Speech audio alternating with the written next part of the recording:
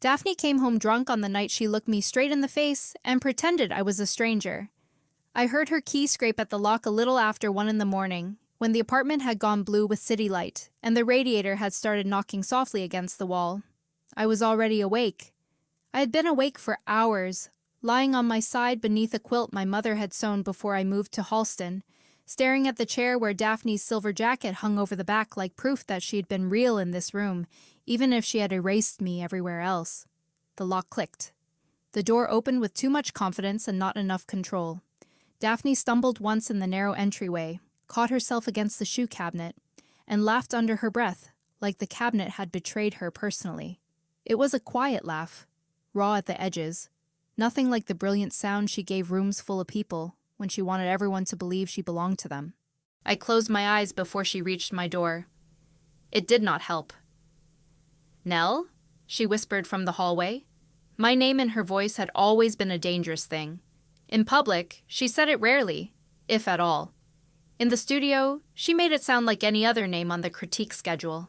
In our apartment, half asleep over proofs, barefoot in the kitchen, curled on the couch with her hair coming loose from those perfect pins, she said it like it meant somewhere safe. I did not answer. My door opened anyway, a thin wedge of amber hallway light cutting across my floorboards. Daphne stood there in the dress she had worn to the faculty donor reception. Black satin rumpled at the hem, one strap slipping from her shoulder, lipstick gone soft from wine and whatever conversation had kept her out after she'd ruined me. She smelled faintly of rain, champagne, and the expensive jasmine perfume she claimed she never wore for anyone but herself, though I knew she put it on before nights she was afraid. For a moment, she only looked at me. Even drunk, she had that terrible gravity. People turned when Daphne Lorren entered a room. They had been turning toward her since the first day of the Halston Institute's postgraduate design residency, when she walked into orientation 5 minutes late, apologized to no one, and still ended up with a place saved for her near the front. She was beautiful in a polished, cutting way that made people forgive her for being late and thank her for noticing them. She had a rich girl's posture, an artist's hands, and a talent for making everyone around her feel as if they had been briefly invited into a brighter world. To me, she looked like the woman who had kissed the inside of my wrist 3 nights earlier and whispered, "After the winter showcase, I'll stop being a coward. I promise." Tonight, in front of half our cohort, she had lifted her perfect chin and said, "I'm sorry. Have we met?" Daphne stepped into my room and shut the door behind her. "Wrong room," I said, though my voice came out flatter than I wanted. She leaned back against the door and blinked as if my words had taken longer than usual to reach her. "No." "Yes." "No," she repeated, softer this time. "I know your room." That was the problem. She knew my room. She knew which floorboard creaked under the left side of my bed. She knew I kept antacids in the drawer because coffee made me feel brave and then punished me for it. She knew I slept with the curtains open when I was lonely because the neighboring towers made me feel less alone. She knew all of that. And still, at 6:20 that evening, while I stood beside the suspended glass installation in the West Hall, with a room full of fellows, donors, tutors, and laughing admirers watching us, she had chosen not to know me. "Go to bed, Daphne." She came closer instead. Not in the deliberate way she moved when she wanted to win a room, but unsteadily, one hand skimming my dresser, the other pressed at her ribs like she was holding herself together from the inside. The city light touched her cheekbones. She had been crying. I hated that I saw it. I hated that my first instinct was still to sit up and ask who had hurt her, as if she had not been the one holding the knife. "I couldn't sleep," she said. "You're drunk." "A little. A lot." She made a faint dismissive sound and kicked off one heel, then the other. They landed crookedly near my rug. "I wanted to come home." "You are home. Your bedroom is across the hall." She looked toward my door as if she had forgotten another room existed.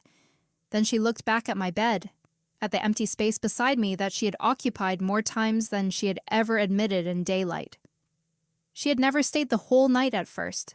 She would come in after midnight, whispering that she was cold or that the walls in her room were too loud, and leave before morning with her hair pinned again and her expression untouchable. Later, she started staying until dawn. Later still, she slept through alarms and woke with her face turned into my pillow, embarrassed by how peaceful she looked. That was why the denial hurt so much. Daphne had not rejected an idea. She had rejected a history that still had the shape of her body in my blankets. She pulled back the edge of my quilt and climbed into my bed. I sat up. "Daphne." "Move over," she whispered. The words were so familiar that they struck me harder than if she had begged. She had said them the first night she entered my room during a thunderstorm, pretending she needed my charger, then staying because the lights flickered and she admitted, in a voice she threatened me never to repeat, that thunder made her think of her father leaving. She had said them on mornings when she wanted 5 more minutes.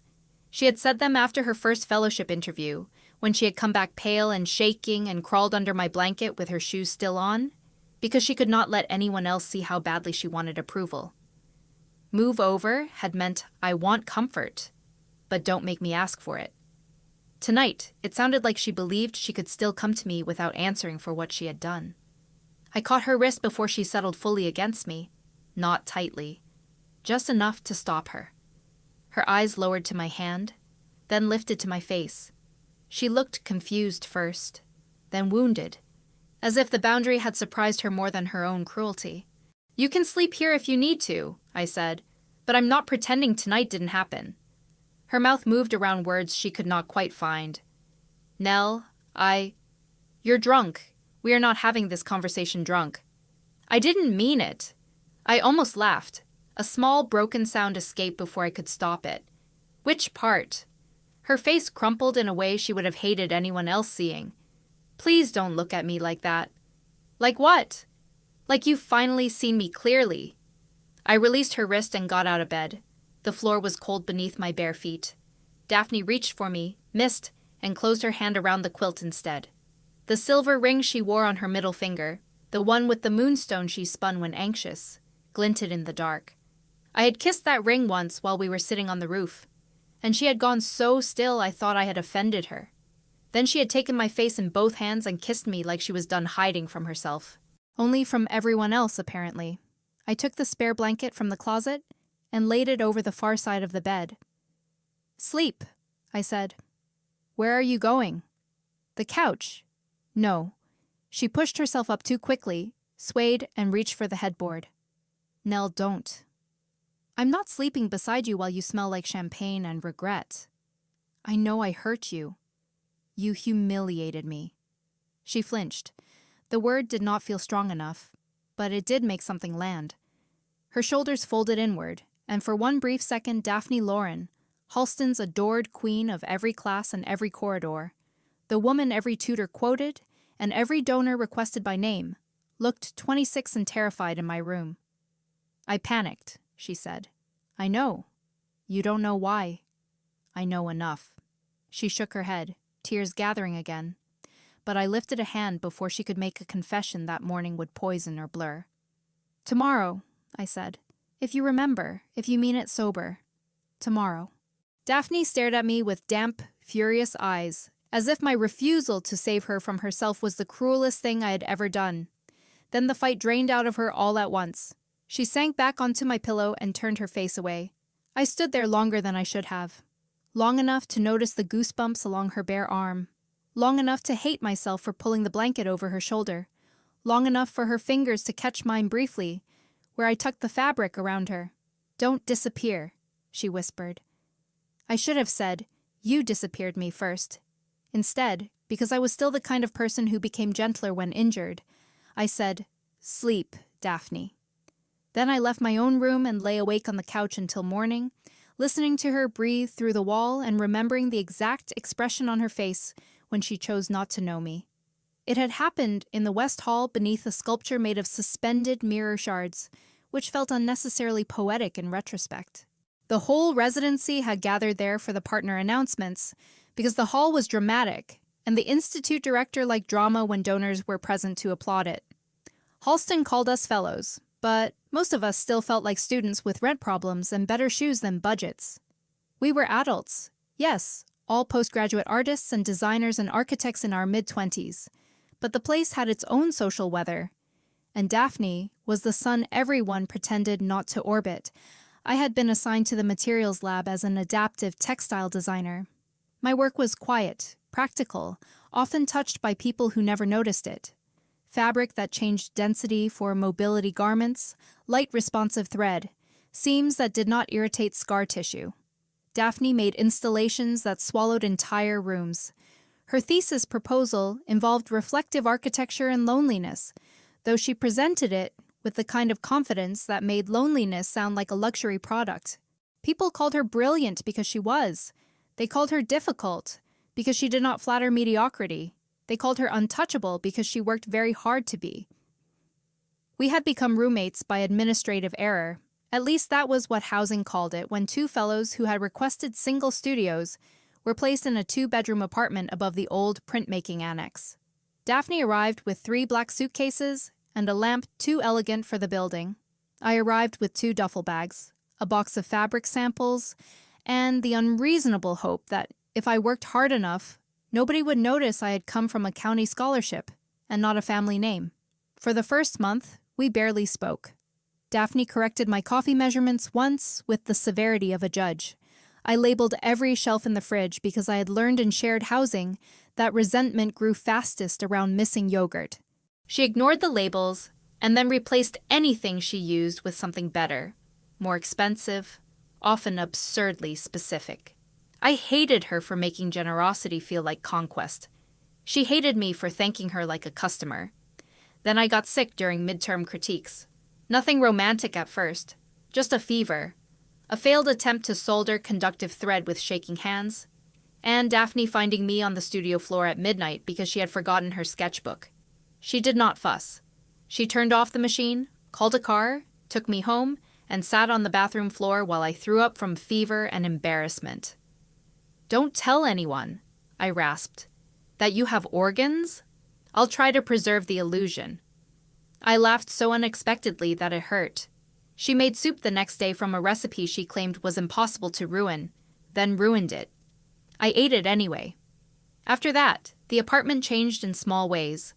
A cup of tea appeared near my sewing machine. A note on the counter warned me when the radiator pipe would spit rust. Daphne started asking about my prototypes.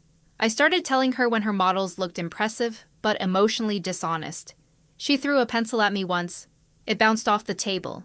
The next day, she rebuilt the model. By November, we had private jokes. By December, she knew which critiques made me shut down. By January, she had kissed me in the laundry room with both hands fisted in my sweater, whispering afterward, "This is complicated." I should have run from that word. Instead, I asked, "Do you want complicated?" She looked at me like I had offered her something more frightening than desire. Yes. For a while, yes was enough. It was enough when she slipped into my room after long institute dinners and told me which smiles had been fake. It was enough when she brought me streetcar dumplings because I forgot to eat before deadlines. It was enough when she let me see the unpolished parts of her, the panic before calls with her mother, the way she stared too long at family photographs, the quick shame whenever anyone assumed confidence meant safety. But secrecy changed the texture of affection. It turned every private tenderness into evidence I could not present. At first, I believed she needed time. Daphne's mother funded half the Institute's accessibility wing.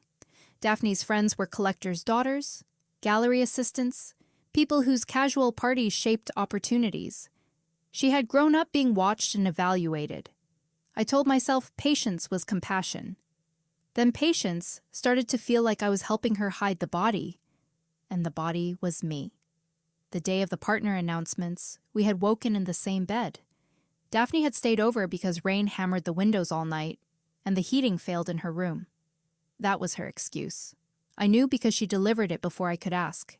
At dawn, she lay facing me with one hand under her cheek, looking younger without makeup, her hair loose across my pillow. "If my proposal gets chosen for the winter showcase," she said, "they'll assign me a fabrication partner." Congratulations to whichever poor soul inherits your impossible standards. I asked for you. My heart had made a stupid, hopeful movement. You what? I told Ansel your adaptive textiles would solve the weight problem in my hanging rooms. She said it like a technical decision. Then her eyes softened. Also, I wanted you. In the work sense? In several senses. I should have asked what that meant publicly. I should have asked whether she would say my name in the West Hall, the way she said it in bed. Instead, I smiled because I was tired of turning every soft thing into a negotiation. At the announcement, Ansel, the program director, called Daphne's name first. Of course he did. The donors leaned forward. A photographer lifted a camera. Daphne stood at the center of the hall in her ivory blouse and dark trousers, moonstone ring flashing as she accepted applause. Ansel praised her proposal for reimagining reflective space as a study of intimacy. I nearly laughed at the word intimacy. Then he said my name. Nell Avery will collaborate on the responsive textile elements. For one perfect second, Daphne looked at me as if we were alone. Not openly. Not enough for anyone else, but enough for me to take one step toward her without thinking. I had her sketchbook in my hands. She had left it on the kitchen table that morning, the black one with the fabric stress calculations tucked inside. I had brought it because I knew she would need it after the announcement. Because I knew her. I crossed the hall while people shifted and whispered. Daphne's friend Lila saw me first. Lila had sharp bangs, sharper earrings, and the kind of smile that could slice fruit. "Oh," she said too loudly. "Your roommate brought your notebook. That's sweet." The word roommate landed with laughter around it. Daphne's jaw tightened.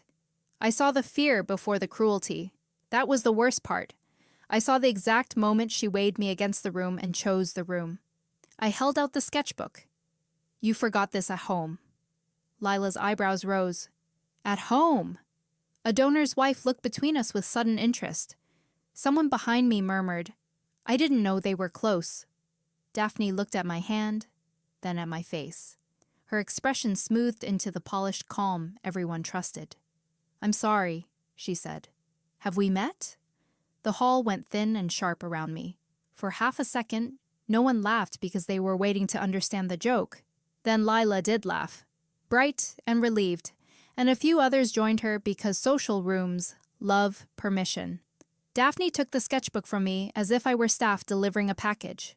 "Thank you," she added, and turned back to Ansel. "Thank you."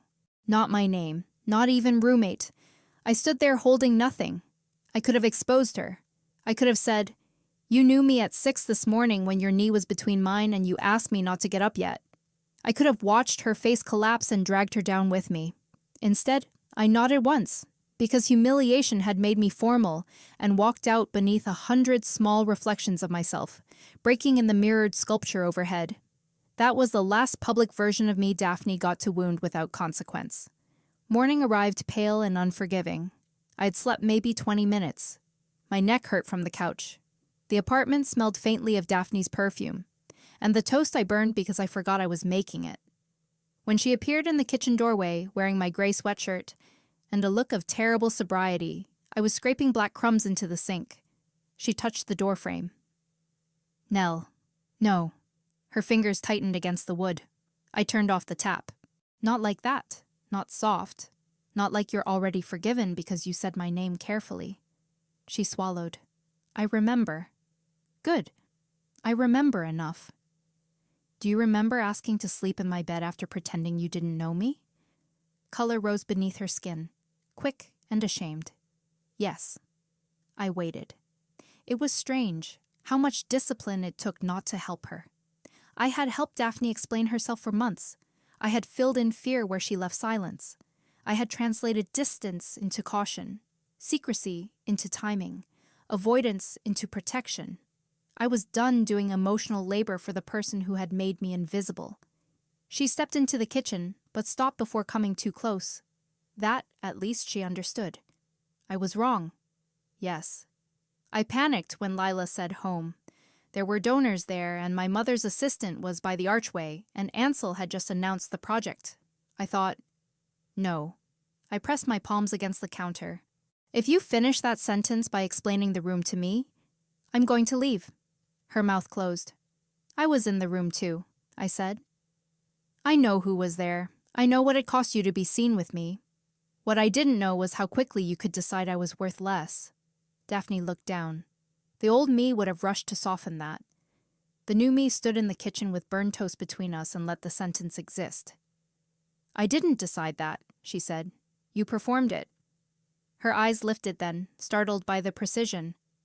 "That's what people will remember," I continued. "Not whatever you privately feel. Not whatever you say here. They saw me walk up to you like someone who mattered, and they saw you teach them I didn't. I can correct it. How? I'll tell Ansel you and I are close." A laugh left me, short and ugly. "Close. Daphne, I've slept beside you for 2 months. You kissed me in the print stairwell. You have a toothbrush in my bathroom cup because you said your dentist would judge you for using mine. You know the sound I make when I'm trying not to cry. Close is what you call someone when you still want a door to hide behind." Her lips parted, but she did not argue. That was new. It made me angrier somehow that she could learn after the damage. "I need space," I said. "We live together." "I know. So I'm taking the smaller studio in the annex for a few nights. Jules offered me their spare cot." "Jules knows?" "Jules knows I had a bad night. They don't know why." Daphne's face changed at the mention of Jules, who worked in kinetic sculpture and possessed the gentle chaos of someone who made friends by lending tools and forgetting to retrieve them. Jules had been one of the few people at Halston who spoke to me before my work became useful. "You don't have to leave your own apartment," Daphne said. "I'm not leaving because I want to. I'm leaving because if I stay, you'll come home tonight and stand in my doorway and look tragic, and I will have to choose between comforting you and remembering myself. I don't trust that choice yet."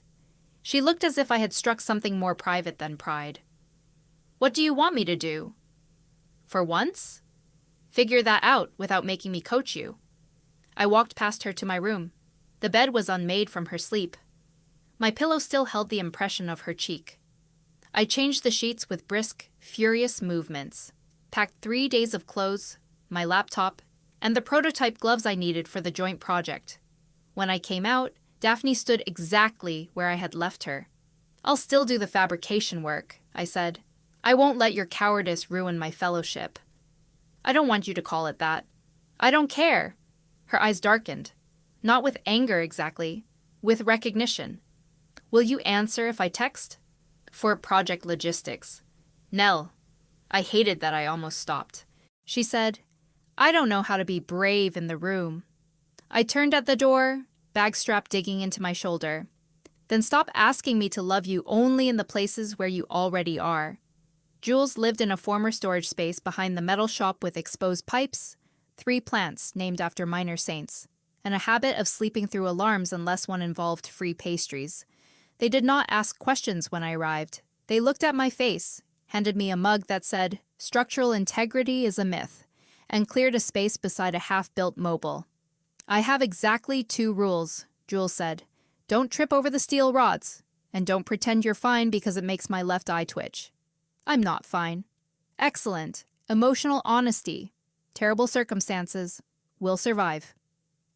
For 3 days, I survived in pieces. I answered Daphne's project messages with professional clarity and nothing else. I attended studio sessions. I took measurements for her installation without touching her hand when she passed me wire. People whispered less than I feared and more than I could ignore. Lila watched me with speculative amusement. Ansel, to his credit or his obliviousness, treated the partnership like a triumph of interdisciplinary planning. What saved me during those first days was not distance alone. It was work. My hands knew how to make decisions before my heart did. I spent hours in the materials lab calibrating threads that responded to body heat without clinging to it, weaving narrow bands of conductive fiber through translucent silk so the installation would shift when a viewer approached. The metaphor was too obvious, but fabric did not care about metaphor. It cared about tension. Pull too hard, and the weave distorted. Leave too much slack, and the whole surface sagged. Daphne came to the lab on the second afternoon with a revised frame design and stopped 3 feet from my table. "May I?" she asked, gesturing to the blueprints. The question was so ordinary that it stung. Yes. She laid the drawings down and explained the changes with a restraint that bordered on pain. She had removed 2 mirrored panels and added space for the fabric to breathe. The old design had trapped anyone walking through it inside 1,000 fractured reflections. The new one allowed pockets of opacity, places where a body could move without being multiplied. "It's better," I said despite myself. Her fingers flexed once against the paper. "Because of what you said last month." What did I say? That reflection isn't intimacy. Sometimes it's surveillance with better lighting. I remembered saying it while eating cereal from a chipped bowl at 2 a.m, half joking, half annoyed by her first model. Daphne had pretended to be offended, and then kept me talking until dawn. I had not known she wrote it down. "You listened," I said. "I often listen. I'm just terrible at proving it in public." The honesty took the edge off my reply before I could sharpen it. "Listening privately is easier." "I know." She pointed to the lower suspension line. "Can the textile carry this curve without warping the sensors?" We returned to the work. That was safer. Measurements did not ask whether forgiveness was possible.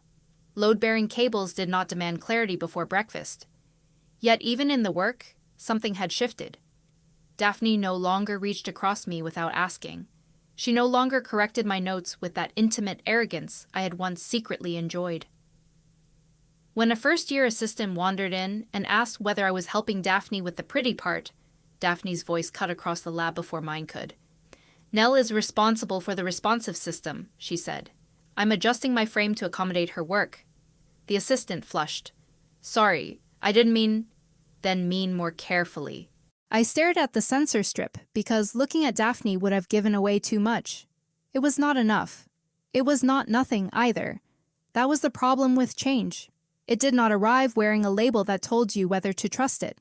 On the 4th day, I moved back to the apartment because I needed my equipment and because surrendering my bed had started to feel like another form of vanishing. Daphne was home when I arrived. She had cleaned, not performatively, not in the way people clean to be praised. The counters were clear. My cracked measuring cup had been repaired with gold adhesive in the Japanese style she loved, and the silver jacket was gone from my chair. She came out of her room in black trousers and a soft white sweater, hair-pinned but not perfectly. "I bought groceries," she said, then winced at herself. That sounded absurd. It did. "There's food you like," not as an apology, as evidence that I remembered. Evidence is a strong word for soup. I am working with limited skills. I put my bag down. The apartment felt like a stage after a scene had ended badly, all the props still carrying meaning. "Daphne." She straightened. "I'm not back because we're fixed." "I know. I'm sleeping in my room alone." "I know. If you come in drunk again, I lock the door." "I won't." "If you come in sober, I still might." A faint, pained smile touched her mouth. "Fair." That night, she did not come in. The restraint hurt more than the intrusion would have, which made no sense, until I realized that part of me had wanted her to fail so I could be done. Instead, she stayed across the hall and gave me exactly what I asked for, and I had to face the inconvenient truth that boundaries did not erase longing. They only made space for self-respect to stand beside it. The next week changed my social life by accident. Tamsin asked me a question about conductive thread during Open Studio, and I answered without checking whether Daphne could hear. Tamsin was a ceramics fellow with cropped curls, a laugh like a match striking, and hands usually dusted in porcelain slip. She was confident without needing an audience. Where Daphne commanded rooms, Tamsin warmed them.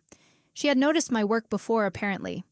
Not in the vague way people noticed when a project became attached to Daphne's name, but specifically, the pressure-sensitive hem I made for a dancer with nerve damage. The repair seam I hid inside a museum garment so the curator would stop calling accessibility aesthetic compromise.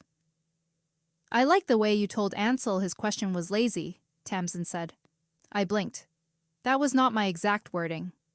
"No, your exact wording was, that framing assumes the body adapting to the object, instead of the object adapting to the body." But we all heard lazy. I smiled despite myself. After that, Tamsin started sitting near me during critiques. Jules adored her immediately because she knew how to operate the kiln and did not mind being used as a human counterweight during sculpture emergencies. I told myself friendship was allowed. Then I told myself noticing the way Tamsin listened was also allowed. Then I stopped telling myself anything, and simply enjoyed being spoken to in a room where no one pretended the conversation had to disappear afterward. Daphne noticed. Of course she did. She never interrupted. That would have been easier to condemn. Instead, she became painfully correct. She discussed measurements, deadlines, load limits. She stopped lingering by my chair. She did not touch my shoulder when passing behind me, though her hand twitched once and curled into her palm. She watched Tamsin make me laugh from across the studio, and looked away before anyone else could catch the expression. The lunch invitation happened on a Thursday in the Institute courtyard, under a white sky that threatened snow, but gave us only cold. The courtyard tables were crowded because the cafeteria heaters had broken, and everyone preferred pretending not to suffer outdoors to admitting defeat inside. I sat with Jules and Tamsin, balancing soup on one knee while Jules explained why their mobile had attacked Ansel. It descended with intention, Jules said. That's different. It hit his hat, Tamsin replied. The hat lacked courage. I laughed, and it felt startlingly easy. Not painless. Easy. There was a difference. Daphne arrived with Lila and 2 architecture fellows, carrying coffee and the public version of herself like a tailored coat. She saw me immediately. Then she saw Tamsin beside me, Tamsin's shoulder close to mine, Tamsin's fingers resting lightly near my wrist as she leaned in to steal one of Jules's fries. Daphne's step altered, only slightly, enough for me to know her too well. I hated that knowing. I hated the private literacy we had built, because it still worked even after she had refused to read me aloud. Tamsin glanced at me, then toward Daphne, then back. She was not oblivious. She had never asked directly, but she had the kind of attention that made denial feel disrespectful. There's an opening tomorrow at the Astor Gallery, Tamsin said. Tone casual, but not careless. Small show, textile fragments and ceramic repair. I was going to go, and I wondered if you wanted to come with me. Jules became very interested in their soup. As research? I asked, because I was a coward in my own quieter way. Tamsin smiled. I was thinking as a date, but research can chaperone if that makes the sentence less alarming. The courtyard seemed to sharpen around me. Daphne had stopped near the next table. Lila was still speaking, but Daphne was no longer listening. Her coffee cup sat untouched in her hand. One architecture fellow looked between us with open curiosity, and I understood, with sudden heat in my face, that this was the first time someone had asked for me in public, without making it seem like an accident. Tamsin did not look at Daphne. She looked at me. That mattered. I could have used her invitation as a weapon. I could have said yes too loudly, smiled in Daphne's direction, performed indifference with the same cruelty Daphne had performed ignorance. The desire flickered through me, sharp and humiliating. Then I recognized it as pain wearing armor. I'd like that, I said carefully, but I should say something first. Tamsin's smile softened. Okay, I'm not as available as I should be. That sounds complicated. It is. Does complicated mean impossible? I glanced once toward Daphne before I could stop myself. Daphne looked as if she was trying to stay still by force. No, I said, and heard the truth in my own voice. It means I want to be honest if we go. Tamsin nodded, not embarrassed, not retreating. Honest is attractive. Tomorrow at 7? I breathed in cold air. Tomorrow at 7. Jules kicked my ankle gently under the table in either support or alarm. Daphne moved then, not dramatically. She simply left Lila mid-sentence and crossed to our table, coffee still in hand, face composed except for the faint whiteness around her mouth. Several conversations slowed. People always noticed Daphne. She had built her life on that fact and was now being punished by it. Nell, she said. My name, in the courtyard, in front of people. It should have felt like victory. Instead, anger rose so fast I almost stood. Yes? I asked. Daphne's eyes flicked to Tamsin, then back to me. Can we talk? We have a project meeting at 4. Now. Tamsin leaned back, expression calm. Jules stared into their soup like it contained prophecy. I looked at Daphne's hand, the one clenched around her cup. No. The word landed harder than if I had shouted. Lila nearby stopped pretending not to listen. Daphne's composure cracked just enough. Please. No, I repeated, quieter. You don't get to make this urgent because someone else was brave enough to ask me a simple question. A flush touched her cheekbones. People definitely heard that. Not everyone, but enough. Enough to start the thing Daphne had feared. A room or courtyard, putting pieces together. She lowered her voice. That isn't fair. I stood then, because sitting made me feel trapped, and because I wanted her to see I was not trembling. You're right. Fair would have been saying my name when I handed you your sketchbook. Her face went still. Lila whispered, Daph, what is she talking about? Daphne did not answer her. I could have said more. The courtyard leaned toward us with hunger, and for the first time I understood the ugly pleasure of holding power over a public story. Daphne had given me a blade. I did not have to use it just because she once used one on me. I picked up my tray. We'll talk at 4, about the project.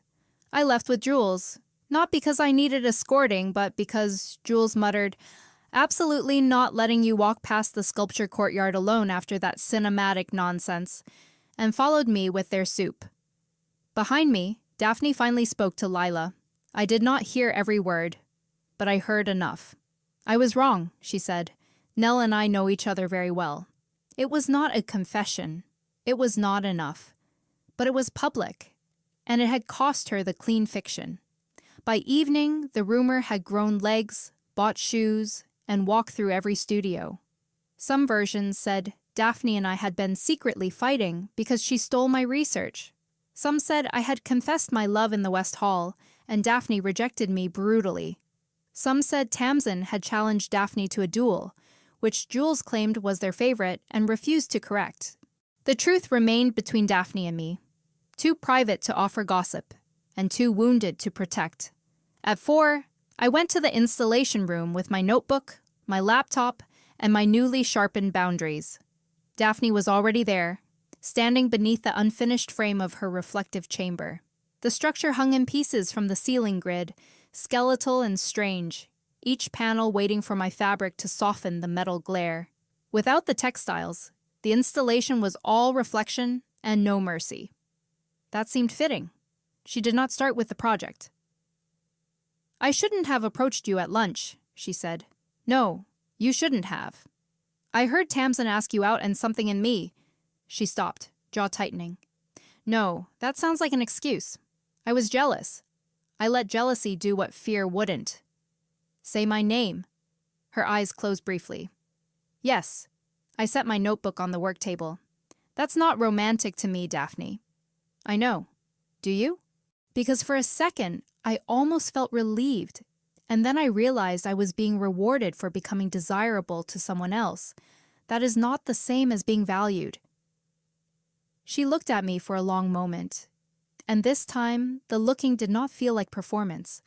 It felt like she was allowing the sentence to injure her, in the place where learning happened. You're right, she said. I had prepared for defense. Agreement left me with nowhere to put my anger, except where it belonged, still between us, still valid. What do you want? I asked. The question made her laugh once, without humor. Everything I haven't earned. At least you know. I want to tell people, not because of Tamsin, not because I'm afraid of losing, because I'm already losing you by hiding. That sounds beautiful, she winced. It does, I said. And I don't know if I trust it. I can prove it. Proving it is not one dramatic announcement. I know. Do you? Because you like dramatic. You like clean gestures. You like turning fear into architecture so no one notices the fear. For the first time since I met her, Daphne looked almost amused by an insult. That is uncomfortably accurate. I'm not trying to be clever. I know. The installation creaked faintly above us as the building shifted with evening cold. Daphne stepped to the table but kept distance between us. My mother is coming next week, she said. I looked up. That was new. Here? For the trustees' review. She thinks my project is too personal and not commercial enough. She also thinks my life is a portfolio asset.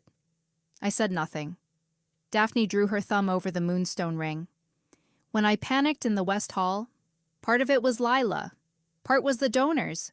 but mostly it was the fact that my mother's assistant was there. I imagined a message reaching her before I could control it. Control me, you mean? Her hand stilled. That's what secrecy did, I continued. It made me something you managed. Her face tightened with pain, but she did not look away. Yes. It was the first answer that mattered. I sat on the edge of the work table, suddenly tired. My father used to say rich people don't lie less. They just call lying privacy. Daphne absorbed that like a bruise. I don't want to be that. You have been. I know. The room did not soften. It clarified. I'm going out with Tamsin tomorrow, I said. Daphne's shoulders moved with a controlled breath. Okay. Don't punish her. I won't. Don't turn cold in critiques. I won't. Don't make me responsible for how much it hurts you. That one took longer. Then she said, I'll try. Try harder than that. Her mouth pressed into a line. I will. We worked for 2 hours after that. It was one of the strangest evenings of my life. There was heartbreak on the table beside wire cutters and pressure maps. Daphne asked technical questions in a voice stripped of charm. I answered. Once, when I reached too far for a clamp, she steadied the ladder by instinct and then looked up for permission before touching my ankle. You can hold the ladder, I said. A faint color rose in her face. Thank you. It should not have moved me. It did. Tamsin took me to the Astor Gallery the next night, and she was exactly as good as I had feared. She wore a rust-colored coat and asked the kind of questions that made artists accidentally confess their real themes. She did not pretend not to notice when I went quiet in front of a textile piece, made from repaired hospital gowns. She bought me ginger tea from a street vendor afterward, and told me about her grandmother teaching her to mend chipped bowls instead of throwing them out. She said damage gives you more surface to hold the gold, Tamsin said. That sounds like something a person says before becoming impossible to get over. She smiled sideways. Careful, Avery. I'm trying to be respectful.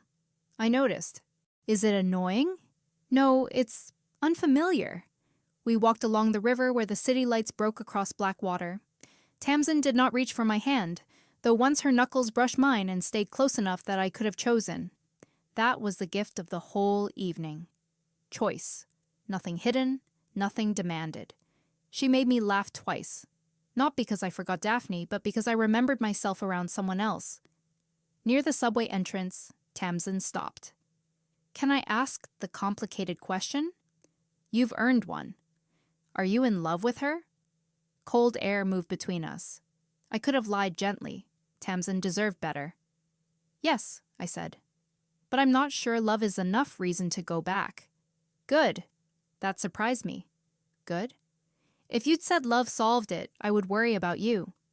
I looked at her then and felt something tender that was not romance exactly, or not only romance. Respect. Gratitude. The ache of being offered a door I might not walk through. I don't want to use you to feel less rejected, I said. Then don't. Her smile was small. Have dinner with me again only if you want dinner with me, not if you need proof you're wanted. I did want dinner. I know. That's why I'm asking for another one later, not tomorrow. I laughed softly. You are annoyingly healthy. Porcelain teaches patience. Rush the kiln and everything explodes. I'll remember that. Do. Also, Nell? She tucked her hands into her coat pockets. Whatever happens with Daphne, don't let her make courage look rare enough that you overpay for it. I carried that sentence home like a borrowed coat. Daphne was in the kitchen when I returned, sober, barefoot, reading a book she clearly had not processed for the last hour. She looked up, and I watched jealousy flicker across her face and be deliberately set down. Not erased. Set down. There was effort in it. How was the gallery? She asked. Good. I'm glad. That sounded painful. It was. I almost smiled. Thank you for not lying. She closed the book. Did she treat you well? Yes. Good. I hung my coat near the door. That one sounded worse. It was also true. We stood in the apartment we still shared, with the hallway between us like a river. Daphne, I said, I don't need you to pretend you don't care. I'm afraid if I show how much I care, it will become pressure. That was not the answer I expected. It made my anger pause and look at her from another angle. Then show me by respecting the answer you don't want, I said. She nodded once. Okay. The next week became a lesson in the difference between apology and repair. Apology happened in rooms, with faces and words. Repair happened when no one was watching. Or worse, when everyone was. Daphne corrected Lila first. I found out because Lila cornered me by the fabric storage shelves. Arms crossed. Expression less sharp than usual, but more uncomfortable. So, she said. Daphne told me I was cruel in the West Hall. I kept sorting thread. Were you? Lila's mouth twisted. Apparently. Only apparently? She exhaled. Fine. Yes, I was. I thought...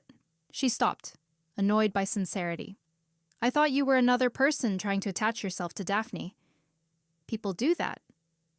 I brought her sketchbook because we lived together. She told me that too. I looked up. Lila's discomfort deepened. She said I owed you an apology. Do you think you do? Lila stared at me, and for the first time I saw something under the gloss. Loyalty, maybe, warped by years of orbiting someone bright enough to burn. Yes, she said finally.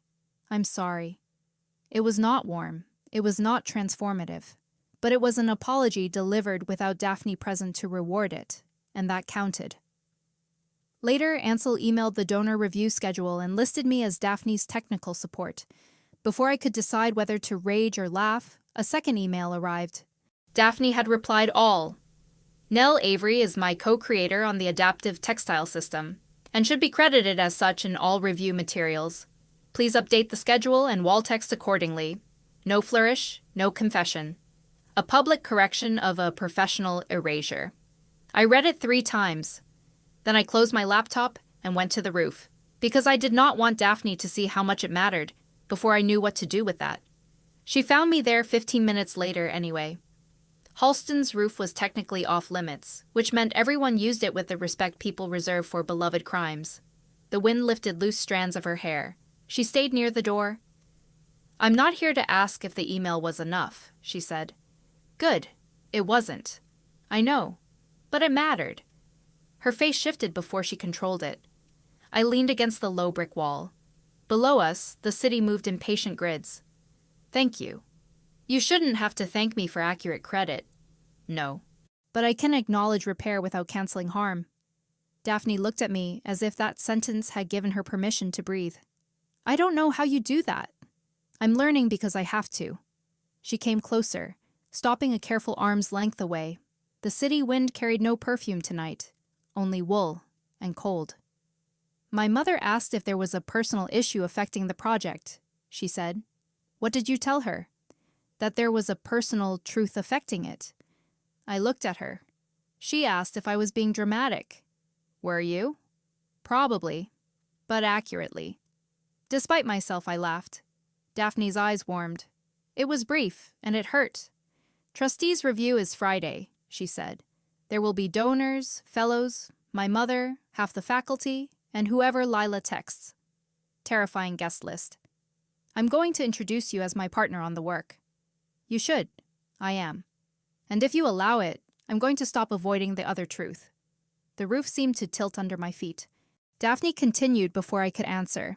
Not as a grand gesture, not as a demand. I'm telling you because you deserve to know what room I intend to walk into. You do not have to stand beside me in it. What exactly are you planning to say? I don't know yet. Something true. I studied her.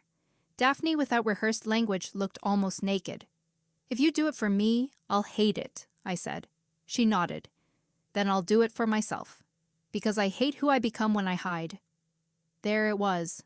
Not perfect. Better than perfect. Personal. Friday arrived with rain frozen into the seams of the pavement, and the Institute lit too beautifully for the amount of panic inside it. The West Hall had been transformed for the trustees' review. Daphne's installation stood at the far end, reflective panels suspended inside a veil of my responsive fabric. When people walked through, the textile shifted opacity according to movement and warmth, turning reflection into something negotiated rather than imposed. You could not simply look at yourself. The room made you aware of how close you stood. how your body changed the surface, how intimacy altered what could be seen. Ansel called it a breakthrough. I called it irony with a grant budget. I wore a dark green dress Jules insisted made me look like a haunted librarian who wins arguments, and Daphne wore a black suit without jewelry except the moonstone ring. Tamsin came too, standing near the ceramics faculty, and gave me a small thumbs up that made me steadier. She had not asked for more than I could give. That made her presence feel clean. Daphne's mother arrived 5 minutes before the presentation. Vivian Lorren looked like the source code from which Daphne's public self had been written. Elegant, composed, expensive in a way that did not announce price, because price had never been a concern. She kissed Daphne near the cheek, without touching skin. Then her gaze moved to me. "This is the textile fellow?" she asked. Daphne's jaw tightened. "This is Nell Avery." Vivian smiled. Of course, men, I have been briefed on you and found you inconvenient." The review began. Daphne spoke first, voice steady, explaining reflective architecture, public selfhood, and the violence of spaces that demanded visibility without consent. I watched donors nod as if they had always cared about consent in architecture. Then she stepped aside. "Nell will explain the textile system," Daphne said. "The installation does not function without her." A tiny ripple moved through the room. Daphne never yielded the center easily. She yielded it now and looked at me, not like she was granting permission, but like she was witnessing a right. I spoke. My voice shook at first, then steadied when I began discussing material behavior. Fabric had always understood me better than people. It carried tension, memory, pressure. I explained how the threads responded to heat without recording identity, how opacity could protect rather than conceal, how the work asked viewers to consider the difference between privacy and erasure. When I finished, there was a silence I trusted because it had shape. Then Vivian said, "A compelling technical solution, though I wonder whether the personal language risks narrowing the commercial potential." Daphne smiled. It was her dangerous smile, the one that made people brace without knowing why. "Personal language is the point." "For a student exercise, perhaps." "I'm not a student, Mother." The room noticed. Of course it did. Vivian's smile did not move. "No, you are my daughter, representing a family that has invested considerably in this institute." There it was, the leash, placed in velvet. Daphne looked at her mother, then at Ansel, then at the donors, then at me. I felt the room prepare for her to retreat into polish. She did not. "This work is about the cost of performing oneself publicly while protecting another privately," Daphne said. Her voice remained calm, but something underneath it had gone clear and unhidden. "I understand that cost, because I have been paying it badly. I also made someone else pay for it." My pulse beat once, hard. Vivian's eyes sharpened. "Daphne." Daphne did not look away from the room. "Last week, in this hall, Nell Avery approached me with my sketchbook. I pretended not to know her, because I was afraid of what people would think if they understood she mattered to me. That was cruel. It was also cowardly." The room went so still, I could hear rain ticking against the tall windows. Daphne turned toward me, not pleading, not performing apology as theater. "Nell is my collaborator.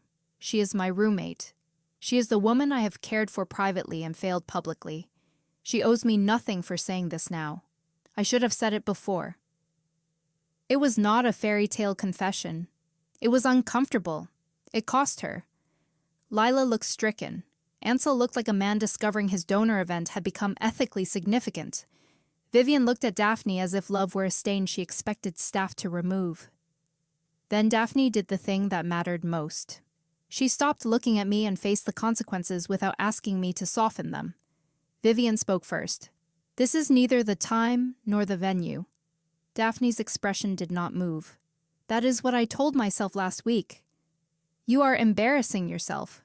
"No," Daphne said. "I embarrassed myself when I let fear make me dishonest." A donor coughed.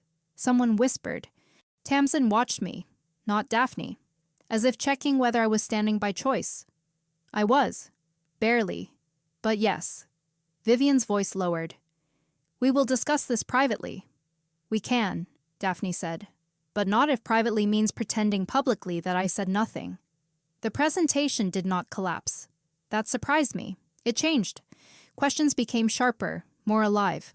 An older trustee asked about consent in interactive spaces, with a seriousness that made me rethink my cynicism.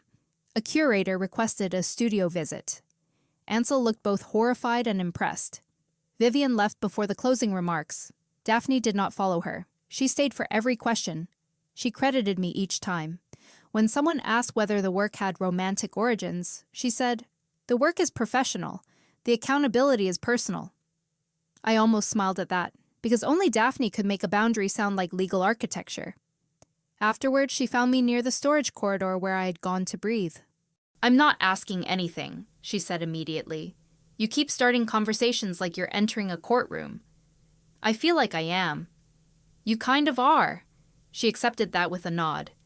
Rain blurred the windows behind her. Her hands were at her sides, fingers flexing once but not reaching. I remembered those same hands drunk and careless with need, pulling at my quilt. I remembered them steadying my ladder. I remembered them yielding the stage. "You did well," I said. Her eyes closed briefly. "Thank you." "I'm angry that it took this much." "I know." "I'm angry that part of me feels proud of you." Her mouth trembled before she controlled it. "I don't know what to do with that." "Neither do I." That was the most honest thing I had said all week. We did not kiss in the storage corridor. We did not reconcile because she had spoken bravely once. I walked home alone that night because I needed the distance between her public courage and my private decision. Daphne let me. She texted only once. "Door is unlocked. Soup in fridge. No obligation to eat it." I ate it cold at midnight and cried because it was terrible, and because she had remembered that I hated parsley. The aftermath was not simple, which made it believable. Vivian withdrew a promised private recommendation for Daphne's post-residency gallery placement. Daphne told me this without drama 2 days later while we adjusted sensors in the installation. "Are you okay?" I asked before I could decide not to. "No." She tightened a wire. "But I expected worse." "Do you regret it?" She looked at me then, surprised. "No." "Not even the recommendation?" "My mother's approval has always been leased, not owned." "That sounds expensive." "It was." I passed her the wire stripper. "What will you do?" "Apply elsewhere. Fail publicly, perhaps. Build something without her name on the door." The old Daphne would have said it like a threat. This Daphne said it like a beginning she feared but wanted. Lila changed too, though not into someone soft. She simply stopped cutting me for sport. Once, when 2 second-year fellows joked about me upgrading from invisible roommate to muse, Lila turned on them with such precise cruelty that I almost felt sorry for them. "Nell is the only reason that installation doesn't look like a billionaire's panic room," she said. "Try to keep up." I did not like her. I appreciated the correction. Tamsin and I had dinner once more. She chose a small place with paper lanterns and tables too close together, and we talked about clay, repair, and the strange exhaustion of being wanted by complicated people. At the end, outside under awning light, she said, "You're going to choose her, aren't you?" I leaned back against the brick wall. "I don't know." "You do." I looked at her, guilt rising. Tamsin shook her head before I could apologize badly. "Don't make that face. I asked you out knowing there was a storm already in the room. You deserve clearer weather. I like weather. I don't like being lied to." "You haven't lied. I wanted to be able to want you more cleanly. That might be the kindest rejection I've ever received." Her smile was lopsided, a little sad but not wounded in a way I had caused carelessly. "For what it's worth, I think you're more than the person Daphne finally became brave enough to claim." "I'm trying to know that." "You do know it. You're just practicing." She hugged me, warm and brief. We stayed friends afterward, not instantly without awkwardness, but honestly. That mattered to me. It mattered that the story did not require making her cruel, so my heart could have an easier shape. The final confrontation with Daphne happened 3 nights before the winter showcase opened, though confrontation might be the wrong word. There was no shouting. Shouting would have been simpler. I came home late from the lab and found Daphne sitting on the floor outside my bedroom door. Not drunk, not dramatic. Sitting with her back against the wall, knees drawn up, a notebook open on her lap. My first thought was the title of some tragic painting. Proud Woman Learns Hallway. She looked up. I wasn't waiting to corner you. You chose a suspicious location. I know. I was writing and lost track of how pathetic I looked. What were you writing? She held out the notebook, then hesitated. You don't have to read it. I took it because curiosity remained one of my worst habits. It was not a letter to me. That surprised me. It was a list, not of apologies, though some were inside it. A list of public corrections still left to make. Housing forms that called me secondary occupant, installation credits, a conversation with Ansel about the West Hall, one with her mother about financial boundaries, one with herself about why being loved felt like exposure. At the bottom, underlined twice, she had written, ask Nell what repair would look like to her, and accept the answer. I looked at that line for a long time. Daphne rose slowly. I realized I was still imagining repair as something I could design and present. You do love a presentation board. I am insufferable. Sometimes. Her smile appeared and vanished. I leaned against my door. What do you want repair to look like? I want us to try again. She said it plainly. No decoration. Not secretly. Not immediately where we left off. I want to take you to dinner and hold your hand if you let me. I want to sleep in my own room until you invite me otherwise. I want to tell people enough truth that you never have to guess whether I'll know you in a hallway. I want to become someone you don't have to recover from. The hallway blurred at the edges, not because I was swept away, but because the words found the tired places in me. And if I can't? I asked. Daphne nodded, as if she had practiced being hurt without turning it into leverage. Then I will still do the corrections. I will still treat you with respect. I will still be grateful you made me look at myself before I became my mother in better shoes. A laugh broke through my tears. Your shoes are already better. I know. That was the one flaw in the sentence. We stood there with my bedroom door between past and possibility. I'm scared, I said. So am I. I don't trust you the way I did. I don't expect you to. I might get angry at strange times. I'll listen. I might need to stop. Then we stop. I am not a prize you won from jealousy. No, she said, voice low and certain. You are a person I almost lost because I confused possession with courage. The sentence settled quietly. No orchestra, no miracle. Just truth. Landing where excuses used to be. I opened my bedroom door. Daphne did not move. Do you want to come in? I asked. Her eyes widened just slightly, hope flashing so nakedly that I understood how much restraint had cost her. Yes, she said, but only if you're asking because you want me there. I am. She stepped inside as if entering a sacred place she had once treated too casually. My room looked the same. Quilt, open curtains, chair, fabric samples stacked by the desk. But we were not the same women who had last shared that bed. I sat on the edge, and Daphne sat beside me with space between us. For a while we talked, not about everything. Not all wounds need to be inventoried in one night. We talked about the showcase, about Tamsin's new ceramic series, about Jules accidentally becoming beloved by the maintenance staff after fixing a hydraulic lift with a spoon. Then Daphne told me about being 13, and hearing her mother describe affection as a liability if visible. She did not say it to excuse herself. She said it like handing me the map of a place she was leaving. I told her I had spent years believing quietness was the rent I paid to stay near brilliant people. I told her that when she denied me, it hurt, partly because some cruel part of me had expected it.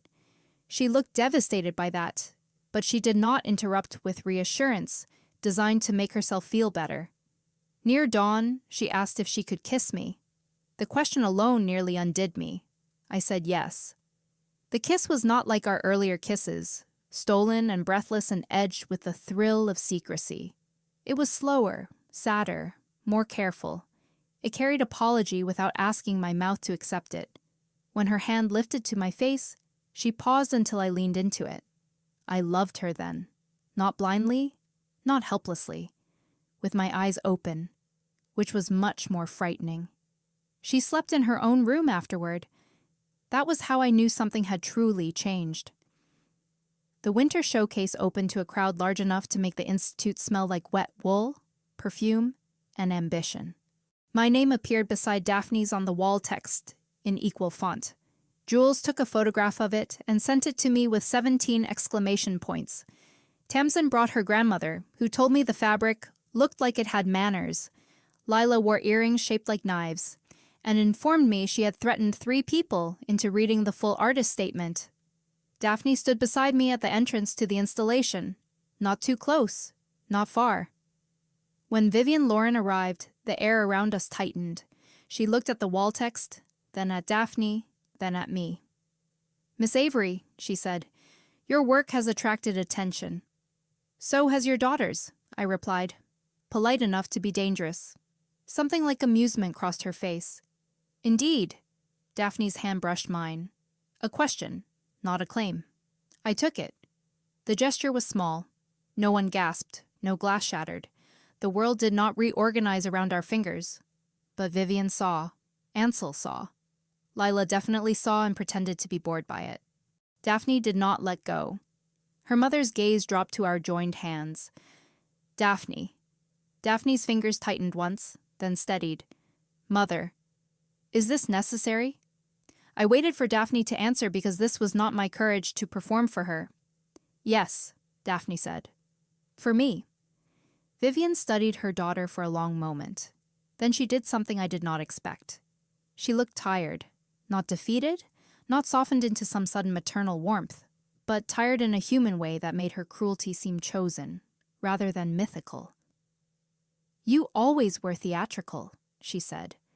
Daphne's mouth curved faintly. "I learned from the best." Vivian moved on without blessing us. That was fine. Not every ending required applause from the people who made the wound. Later, after the speeches, after the donors, after 3 curators asked for my contact information, and 1 critic made Daphne laugh so hard she had to cover her face, we slipped out through the service stairs to the roof. The city was clear for once. No rain, no dramatic weather, only winter air and windows lit gold across the dark. Daphne took off her suit jacket and placed it around my shoulders without making a production of it. "You're cold." I was seeing how long it would take you to notice. 4 seconds. I waited an additional 6 because I'm practicing restraint. Impressive growth. I thought so. We leaned against the wall where we had stood weeks earlier, when everything between us had been broken open and unnamed. "I spoke to housing," she said. My stomach dipped, but I stayed still. "About what?" "If you want a different apartment next term, they'll approve it. I told them the original arrangement put pressure on you after our relationship changed." I looked at her. "You requested that?" "I requested the option, not the outcome." The difference mattered so much I had to look away at the skyline. "What if I don't want to move?" I asked. Daphne's voice changed, softened by hope she tried not to spend too quickly. "Then we negotiate closet space like adults. You have too many coats. You label refrigerator shelves. Because you steal yogurt. I replace it. With yogurt that tastes like a spa candle." She laughed, and the sound moved through me cleanly, no longer belonging only to hidden rooms. A month later, the apartment had changed in ways small enough to trust. Daphne knocked before entering my room. Her toothbrush lived in her bathroom, unless I invited it to migrate for the night. At lunch, she asked whether the chair beside me was free, instead of assuming her courage gave her a permanent claim. Sometimes I said yes. Sometimes I said I was talking with Tamsin or Jules, and she accepted that without turning the room cold. She still made mistakes. Once when a visiting curator began asking her questions about my textile system, Daphne answered the first half of a sentence by habit, stopped, and turned to me in front of everyone. "Sorry, Nell should answer that." The correction was awkward, public, and real. We were not perfect. Sometimes the crowded room still made her hand hesitate. Sometimes the hesitation hurt before I remembered to ask what it meant. Sometimes she apologized too quickly, and sometimes I punished too long. But we no longer let fear translate for us. We spoke before the old ghosts could finish our sentences. Tamsin became a friend who teased Daphne with merciless patience. Jules invented an emotional compliance committee and threatened inspections whenever either of us looked tragic. Lila and I never became close, but we learned the honest piece of not pretending to like each other while still defending the work. My name stayed on the wall text. Daphne's stayed beside it. The world did not become simple because we held hands in it, but it became more honest, and that was enough to keep building. On the first warm night of summer, Daphne came home after a meeting with a gallery that had no connection to her mother. I was in bed reading, curtains open, city lights scattered across the floor. Her knock was soft. "Come in," I said. She opened the door and leaned against the frame, sober, tired, smiling in a way that belonged to no audience. She wore an old Institute sweatshirt and carried 2 paper cups of terrible vending machine cocoa. "I come bearing evidence that I remembered you pretend to like this," she said. "I do like it. You like the idea of it. Don't critique my cocoa relationship." She crossed the room and handed me a cup, then remained standing beside the bed. The first time she had come to me like this, she had crawled under my quilt as if need excuse permission. Now she waited, and the waiting was one of the most romantic things she had ever done. I set the cocoa on my nightstand. "Daphne." "Yes?" "Move over." For 1 second she looked startled. Then she understood the gift I had given back to both of us. Not the old command, not the drunken demand. A callback, rewritten by choice. She climbed in beside me carefully, leaving space until I closed it. Her arm came around me only after I nodded. Outside, the city kept shining in thousands of public windows, and inside, there was nothing left to hide from the light.